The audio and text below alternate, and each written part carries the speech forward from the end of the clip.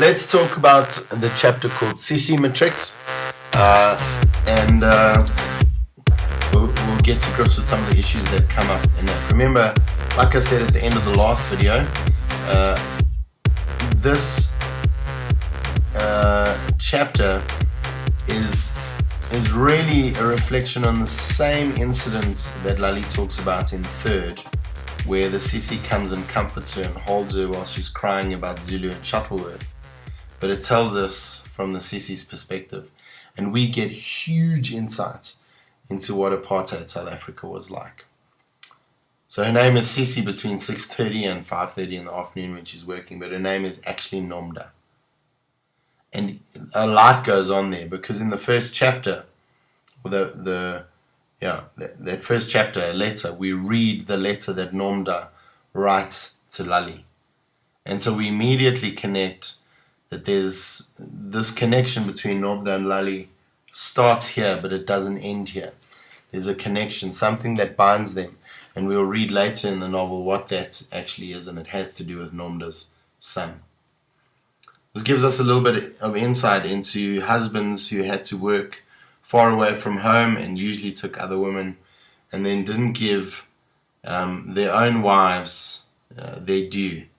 And so you have split families who grew up without fathers who slept around, who were unfaithful to mothers who had to raise children.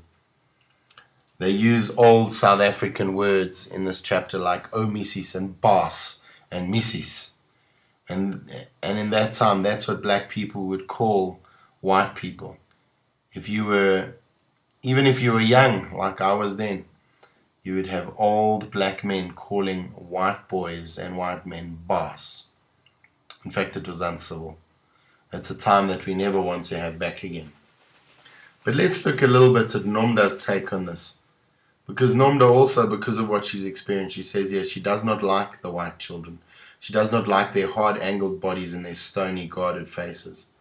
Then she says when they're almost grown like this one, they practice on her for the madams they will soon become. So she doesn't like them because they treat her like dirt. And she also doesn't like the way they're stiff and guarded and unemotional. And then she says, but she finds herself stretching towards the more obviously wounded. And she sees Lali as a klipspringer trying to find the leopard. And that's such an amazing description of who Lali is and how she is. She's a victim. She's a victim of circumstance, but she doesn't understand what she's a victim of. She realizes that there's stuff that has affected her, but she doesn't realize what this stuff actually is. Like a klipspringer looking for a leopard. And so she sees Lali, and she doesn't understand why there's no emotion in white people. She recognizes the fact that they're unemotional. And you've got to understand, this is her perception. This isn't the truth necessarily about every white person, but this is Nomda's perception of white people at that time, probably because of her experience. But she recognizes that in the ruling whites, the control of emotion is their greatest strength. And she says this, if they can free themselves from the hard clutch of their own children. But she says they don't care about their own children, white people. They send them off to boarding school. They don't engage with them.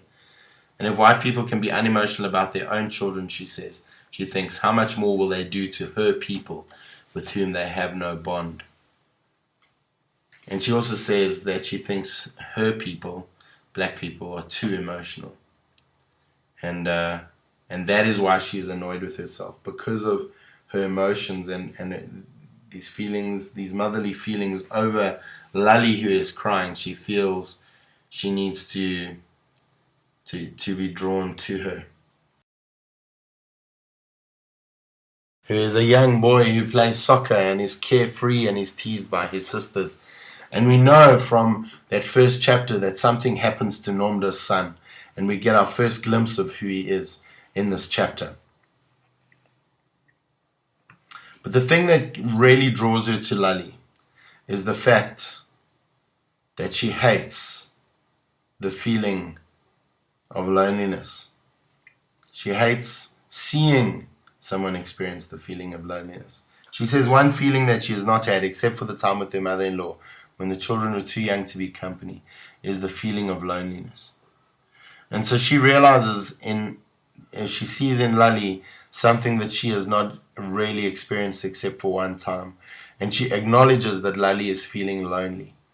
And because Lali is feeling lonely, there's this human spirit that overcomes any division of law in the country. And that's why, as this chapter closes, it says she crosses the room and puts her arms around the white child.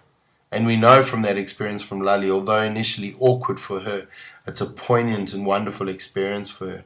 And she probably feels love for the first time at this school, which is ironic because the teachers, her fellow pupils, the matron of the boarding house, her house mistress, those are the people who should have been showing her love. And here it's almost like the story of the Good Samaritan in one sense. The Siesie crosses the divide, sits in the bed, and puts her arms around a white child. That's that for this chapter. I hope you're connecting the dots. I hope this is making sense to you. The next chapter we'll look at is the chapter called Decision. Have a good one, Matrix.